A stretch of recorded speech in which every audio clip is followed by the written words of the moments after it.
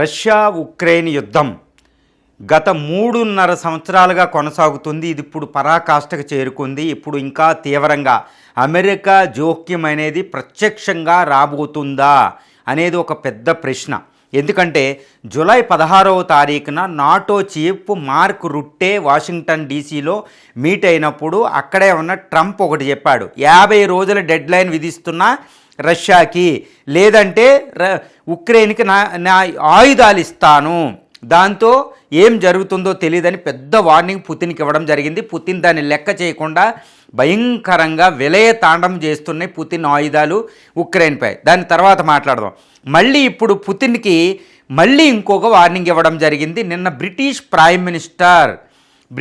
Prime minister సమక్షంలో Donald Trump America president ఇంకొక పెద్ద వార్నింగ్ ఇచ్చాడు. అదేంటంటే గతంలో ఇచ్చిన జూలై 16వ తారీఖు ఇచ్చిన 50 రోజుల్ని ఇప్పుడు 10 రోజులకి తగ్గించడం జరిగింది. అంటే 10 రోజుల్లోనే నువ్వు యుద్ధానికి ముగింపు పలుకు, లేదంటే కుదరదు, ఎక్కువగా సివియర్ ఎకనామిక్ శాంక్షన్స్ విధిస్తా, టారిఫ్స్ అని పుతిన్ని భయంకరంగా, అంటే రష్యాని భయంకరంగా అమెరికా వార్నింగ్ ఇవ్వడం జరిగింది. ఇంతే కాదండి, ఇక్కడితో ఎకనామిక్ శాంక్షన్సే పుతిన్కి చెప్తున్న ట్రంప్. కానీ వాస్తవంగా అక్కడ యుద్ధ రంగంలో జరిగే పరిణామాలు మనం చూడాలి. ఏంటి అంటే కొన్ని 15 రోజుల క్రితం United States of America started to redeploying its nuclear weapons in Britain, in NATO countries, in Europe. అంటే ఏంటండి, యూరోప్లో ఒకప్పుడు అణ్వాయుధాలు వెనక్కి తీసుకుపోయింది ప్రచ్ఛన్న యుద్ధం అయిన తర్వాత అమెరికా. ఇప్పుడు మళ్ళా అమెరికా కొన్ని వందల అణ్వస్త్రాలని, హైడ్రోజన్ బాంబుల్ని ఈరోజు మళ్ళా, అంటే ఒక 1 వీక్ క్రితం బ్రిటన్లోని లేకెన్ హెర్త్ అనే వైమానిక స్థావరంలో మళ్ళా పట్టుకొచ్చి పెట్టింది తన టెక్సాస్ నుంచి. ఇది ఏంటి, ఇది ఏం చెప్తుందంటే రష్యా అణుయుద్ధానికి దిగితే అమెరికా అణ్వాయుధాలు నాటో దేశాలు యూరోప్లో సిద్ధంగా ఉన్నాయని చెప్పింది. ఇది లీక్ అయిన తర్వాత రష్యా ఏం చేసిందంటే, రష్యన్ ప్రెసిడెంటు జులై స్టార్మ్ అనే ఒక పెద్ద ఆపరేషన్ నిర్వహించి మొత్తం ఆర్కిటిక్ ఓషను, అట్లాంటిక్ ఓషను, అదేవిధంగా పసిఫిక్ మహాసముద్రాలకి, బారెంట్ సీకి, తన బాల్టిక్, బ్రిటన్ దగ్గర ఉన్న బాల్టిక్, నార్త్ సీ దగ్గరికి, మెడిటరేనియన్ సీకి తన యొక్క 150 వార్షిప్ని పంపింది, 120 ఎయిర్ క్రాఫ్ట్లను పంపింది. అందులో TU-160M బాంబర్స్ కూడా ఉన్నాయి, ప్రపంచంలో అతి భయంకరమైన బాంబర్లు. అణ్వాయుధాలను బయటకు తీసింది, తన బోల్గరాడో మిస్సైల్స్ని, క్షిపణులను బయటకు తీసింది, తన యొక్క జార్ బాంబుని మళ్ళీ ఇంకొకసారి ప్రదర్శించడం జరిగింది.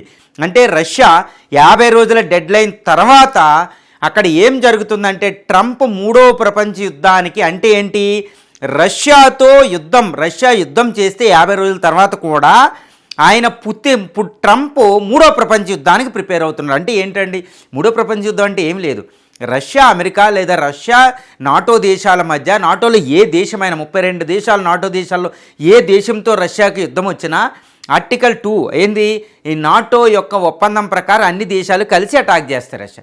ఇటువంటి పరిస్థితి వస్తే ఇక్కడ ట్రంప్ ఇటువంటి పరిస్థితి వస్తే ఎలా కాసుకోవాలని అణ్వాయుధాలు మోహరిస్తున్నాడు. అంటే రష్యా ఏం చేస్తుంది, అసలు ట్రంప్ విధించిన 50 రోజుల డెడ్ లైన్ ఇప్పుడు తగ్గించిన 10 రోజుల డెడ్ లైన్ పుతిన్ పట్టించుకోవడం లేదు, తను కూడా ప్రిపేర్ అవుతున్నాడు. అంటే 3వ ప్రపంచ యుద్ధానికి అక్కడ రంగం సిద్ధమవుతుంది. ఇక అనుకుంటారు 3వ ప్రపంచ యుద్ధం, 3వ ప్రపంచం ఎప్పుడు మాట్లాడతారు, అది ఒకసారి వచ్చిందంటే ప్రపంచమే ఉండదండి. అందుకని అది రాకూడదని ఇన్నిసార్లు మాట్లాడుకుంటాం అనమాట 3వ ప్రపంచం. అసలు ఇప్పుడు అమెరికా రష్యా ఎలా సంసిద్ధమవుతున్నాయి యుద్ధానికి చూడండి. 10 రోజులకి తగ్గించాడు ట్రంప్, కానీ పుతిన్ పట్టించుకోకుండా ఈ విధించిన 1 గంటలోనే పుతిన్ చెప్తున్నాడు ఏమనంటే, నేను పట్టించుకోనని చెప్తున్నాడు. ఎందుకంటే పుతిన్ దగ్గర ఉండే సలహాదారుడు అంతకుముందు రష్యా మాజీ అధ్యక్షుడు మెద్వెదేవ్ సివియర్ వార్నింగ్ ఇవ్వడం జరిగింది. రష్యన్ ఫారిన్ మినిస్ట్రీ కూడా చెప్పింది, పుతిన్ కూడా రెస్పాండ్ అయ్యాడు, మేము పట్టించుకోమన్నట్టు. అందుకే దానికి తగ్గినట్టే రష్యాలో ఏం జరుగుతుంది, రష్యా ఏం చేస్తుంది, 300 దాకా డ్రోన్లని, కొన్ని వందల మిసైల్స్ని, అందులో ఏంటంటే K-101 కింజాలని, హైపర్సోనిక్ మిసైల్ని, చాలా డేంజరస్ ఆయుధాలని ఉక్రెయిన్ కీవ్ నగరం మీద, విలేజ్ల మీద ప్రయోగించడం జరిగింది. విలయ తాండం అండి. 300 డ్రోన్లు, అధునాతనమైన డ్రోన్లని రష్యా ప్రయోగించింది. ఉక్రెయిన్ విలవెల్లాడిపోతుంది. 26 మంది చనిపోయారు, శవాలు ఉన్నాయి. అదే ట్రంప్ చెప్తున్నాడు, మీరు శవాలని పొడుకోబెడుతున్నారు ఉక్రెయిన్లో, యుద్ధాన్ని ఆపండి అన్నట్టు ట్రంప్ చెప్తున్నాడు. రష్యామో ఆపేలే లేదు. 10 రోజుల్లో రష్యా ఎట్టి పరిస్థితుల్లో వారు ఆపే ప్రసక్తి లేదు. ఎందుకంటే 10 రోజుల్లో ఉక్రెయిన్ని స్వాధీనం చేసుకోలేదు. ఇది ఉక్రెయిన్ స్వాధీనం చేసుకోవడం అనేది రష్యా యొక్క వ్యూహంగా కనపడుతుంది. జెలెన్స్కీని చంపడం కనపడుతుంది. కానీ 10 రోజుల్లో అవ్వదు. మరి పుతిన్ ట్రంప్ ఏం చేస్తున్నాడు అంటే, ట్రంప్ తన అణ్వాయుధాలను మోహరిస్తున్నాడు. ఇటు బ్రిటన్, జర్మనీ ఈ ప్రాంతాల్లో, అంటే నాటో దేశాలను యుద్ధానికి ప్రిపేర్ చేస్తున్నాడు. తన స్టాలిన్ తర్వాత లెనిన్ గ్రాడ్ అనేది ఒక ప్రావిన్స్ ఉంటుంది, దాని మీద ఫస్ట్ అటాక్ జరగవచ్చు రష్యా అనేది తెలుస్తుంది.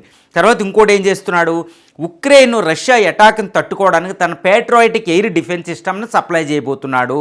అంటే ఏంటి, ఈరోజు కీవ్ రక్షణకి అమెరికా ఆయుధాలు మళ్ళీ రాబోతున్నాయి. అటాక్ అనేది ఒక మిసైల్ సిస్టమ్ని, ఇవి పేట్రాయిటిక్ మిసైల్స్, F-16, ఇంకా బాంబులని, అమ్యునేషన్ అని, ఇంకా ఎన్నో ట్యాంకులని ఇటు నాటో దేశాల నుంచి అమెరికా నుంచి రాబోతుంది. ముఖ్యంగా అమెరికా ఈ జో బైడెన్ ఉన్నప్పుడు అమెరికా ఆయుధాలు వచ్చాయి. ఇప్పుడు ట్రంప్ తర్వాత తగ్గిపోయినాయి. ఇప్పుడు మళ్ళా ట్రంప్ ఆయుధ సరఫరాను ఉక్రెయిన్కి ఇవ్వబోతున్నాడు. అంటే ఏంటి, ఫ్రంట్ లైన్లో ఉక్రెయిన్ని స్ట్రెంగ్తన్ చేయబోతున్నాడు. అంటే రష్యా తీవ్రంగా ప్రతిస్పందించబోతుంది.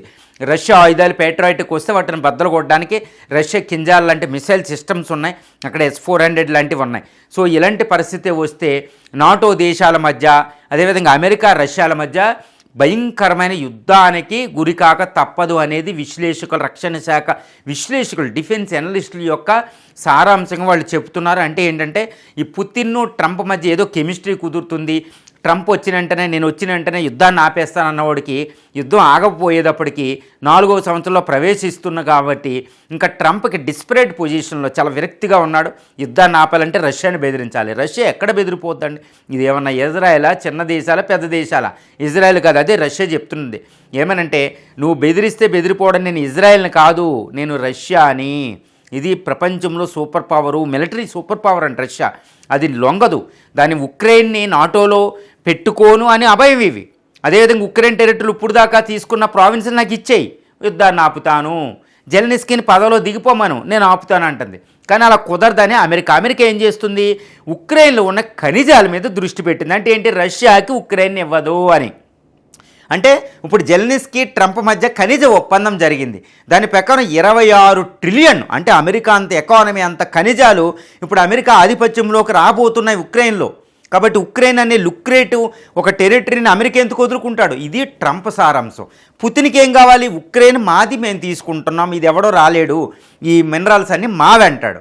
అంటే ఏంటి, ట్రంప్ చెప్పేది యుద్ధాన్ని ఆపడానికి కాదండి, ఉక్రెయిన్ యొక్క ఖనిజ ఒప్పందం వరకు 50 రోజుల టైము కుదిరింది కాబట్టి 10 రోజులు తగ్గించాడు. ఇది పుతిన్కి తగ్గి, ఉక్రెయిన్ అనేది మా టెరిటరీ, రష్యా భాష మాట్లాడేవాళ్ళు 50% ఉన్నారు, ఉక్రెయిన్ మాది, నువ్వెవడు రావడానికి, నీ నాటోలో కుదరదు, ఇది నాది అంటున్నాడు. అంటే ఏంటి, 3వ ప్రపంచ యుద్ధానికి వేదిక సిద్ధమైంది. అంటే ఉక్రెయిన్ ఖనిజాల కోసమే ఇటు నాటో అమెరికా ఓ పక్షాన ఉంటే, ఉక్రెయిన్ నాదంటున్న రష్యా పుతిన్ ఒక పక్కన. అంటే యుద్ధం ఒక పక్షాన తేలదు, అంటే యుద్ధం ఆగే ప్రసక్తి లేదు. అమెరికా తన ఆయుధాలు సప్లై చేస్తుంది, రష్యా ప్రతిఘటిస్తుంది. ఏదో ఒక క్షణంలో మిస్ఫైర్ అయ్యిందంటే ఈ పోలాండ్ మీద, ఇటు మీద 3వ ప్రపంచ యుద్ధానికి. కాబట్టి ఇది రాకూడదని ఎంత కోరుకున్న ట్రంప్ దౌత్యం ఫలించడంలే. ఎందుకంటే ట్రంప్ అత్యాశకు పోయి ఉక్రెయిన్ ఖనిజాలు నాకనే ఒక భయంకరమైన కోరికను పెంచుకోవడం వల్ల అమెరికా ఎకానమీని భయం చేద్దాం, America economy make the great again అంటున్నాడు ఆయన. సో దానికోసం ఉక్రెయిన్ ఖనిజాలు ఉపయోగించుకోవాలి, టారిఫ్ల వల్ల ఆర్థిక వ్యవస్థ ఇబ్బందుల్లో ఉంది కాబట్టి ఆయన ఉక్రెయిన్ మీద కన్నేశాడు. ఇది రష్యా కుదరదు, యుద్ధం చేస్తుంది 3.5 సంవత్సరాల నుంచి. ఉక్రెయిన్ మా టెరిటరీ అంటుంది, ఉక్రెయిన్లోకి నువ్వు ఎంటర్ అవుతే మా సెక్యూరిటీ ఇబ్బందులు పడుతుంది, మాస్కో దాకా వచ్చేస్తావు, నువ్వు పర్వతాలు లేవు కాబట్టి హాట్లాండ్ థియరీ ప్రకారం మాకు ప్రాబ్లము కాబట్టి అంటుంటే తగ్గుతులే. అంటే ట్రంప్ దౌత్యం భయంకరంగా ఇబ్బందులకు గురి చేస్తుంది, యుద్ధాన్ని ఆపడం కాదు, ఉక్రెయిన్ ఖనిజాల మీద ఆయన కన్నేయడం ఇటు రష్యాకి కంటగింపుగా ఉంది. రష్యా తన భద్రతే ఇబ్బందుల్లో పడిపోతుందని ఫీల్ అవుతున్నారు రష్యన్ ప్రజలు, రష్యా అధ్యక్షుడు.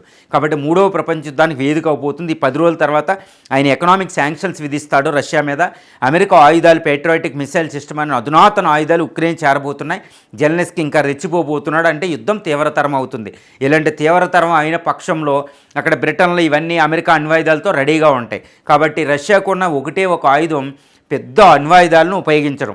సో ఇలాంటి పరిస్థితి రాకూడదనుకున్నా వచ్చే పరిస్థితి ఇక్కడ కనపడుతుంది. ట్రంప్ దౌత్యం విఫలం అవ్వడం, ఆయన డిస్పరేట్గా మళ్ళీ పుతిన్ మీద రెచ్చిపోవడం కనపడడం అనేది చాలా తీవ్రం, ప్రపంచ శాంతికి పెద్ద విఘాతం అని చెప్పుకుంటున్నారు.